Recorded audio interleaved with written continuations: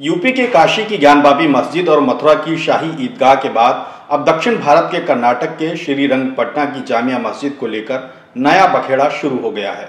श्रीरंगपटना, जो कि 18वीं सदी में टीपू सुल्तान के शासनकाल में राजधानी रही है, वहां की जामिया मस्जिद पर दक्षिणपंथी समूह का आरोप है कि टीपू सुल्तान ने हनुमान मंदिर तोड़कर इस मस्जिद को बनाया था। आदाब, नमस्कार, मैं अतीक खान, आप देख रहे हैं द लीडर हिंदी।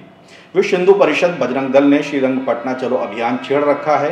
सड़कों पर उतरी भीड़ ने जय श्री राम के नारे लगाए। हालात के मद्देनजर मांड्या जिले में धारा 144 लागू कर दी गई है और मैसूर बेंगलुरु हाईवे को बंद कर दिया गया है। दक्षिणपंथी ग्रुप के सदस्य गले में भगवा गमछा डालकर बाइकों से मार्च करने पहुंचे और नारेबाजी की।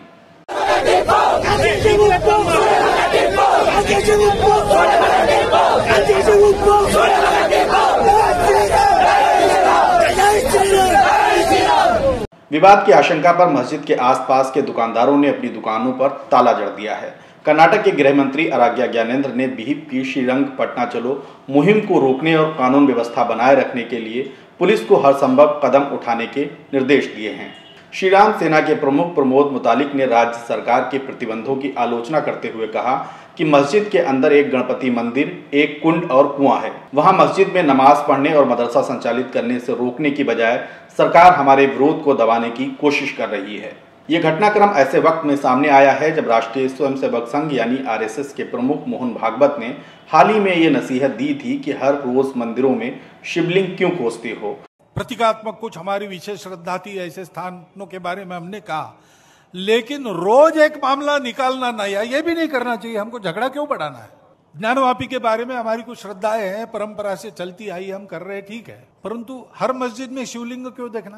अरे भाई, वो भी एक पूजा है, ठीक है, बाहर से आई है, लेकिन जिन्होंने अपनाई है वो मुसलमान, वो बाहर से संबंध नहीं रखते, ये उनको भी समझना चाहिए। यद्यपि पूजा उनकी उधर की है, उसमें वो रहना चाहते तो अच्छी बात है, हमारे यहाँ किसी पूजा का विरोध नहीं।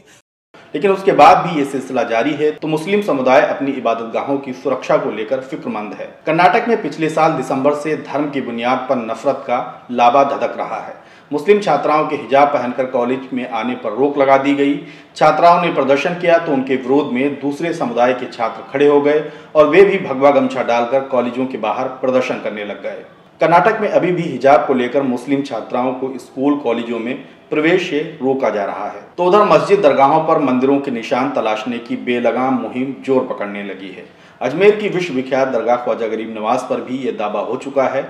लखनऊ की टीले वाली मस्जिद का मामला कोर्ट में है। लेकिन कर्नाटक के श्रीरंगपटना की जामिया मस्जिद को लेकर 90 के दशक में चले राम मंदिर आंदोलन जैसा माहौल बनाने की कोशिश देखी जा रही है, जहां कई संगठनों ने कर्नाटक में श्रीरंगपटना चलो की कॉल दे रखी है। हालांकि सरकार ने इसे रोकने का संदेश दिया है और पुलिस उन इलाकों को बंद कर रही है जहां विरोध या टकराव की आशंका है। एक बात और कि कर्नाटक में ये माहौल तब है जब अमेरिका ने commission on international religious freedom 2021 की रिपोर्ट जारी की है। इसमें भारत में अल्पसंख्यकों की धार्मिक आज़ादी को लेकर चिंता जाहिर की है। अमेरिकी विदेश मंत्री एंटनी ब्लिंकन ने रिपोर्ट का हवाला देते हुए कहा कि भारत में धार्मिक स्थलों और अल्पसंख्यकों पर हमले बढ़ रहे हैं। अमेरिका की रिपोर्ट में कर्नाटक और यूपी का विशेष जिक्र किया गया है। रिपोर्ट में कहा गया है कि कर्नाटक सरकार ने राज्य में चर्च और पादरियों का सर्वे कराने का आदेश दिया था। पुलिस को एक आदेश दिया गया था कि ईसाई धर्म चुनने वाले हिंदुओं का पता लगाने के लिए घर घर जाकर जाँच करें।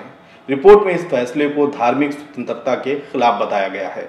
भारत में अल्पसंख्यकों की सुरक्षा और उनके धार्मिक स्थलों को लेकर जब अमेरिका ऐसी रिपोर्ट जारी कर रहा है जिसमें कर्नाटक के घटनाक्रम का हवाला भी है, तब राज्य की जामिया मस्जिद को हटाने पर आतुर भीड़ को कंट्रोल करना सरकार के लिए एक नया चैलेंज बन गया है। इसी बीच में पैगंबर इस्लाम को लेकर भाजपा प्रवक्ता नुपुर शर्मा की अपमानजनक टिप्पणी से मुसलमानों में उबाल है। इसके विरोध में यूपी के बरेली और कानपुर में प्रदर्शन देखने को मिले। बरेली में तो शांति रही, लेकिन कानपुर सांप्रदायिक हिंसा में झुलस गया। दोस्तों, आपसे अपील है कि वीडियो पसंद आए तो इसे शेयर जरूर करें और हमारे चैनल को सब्सक्राइब करें।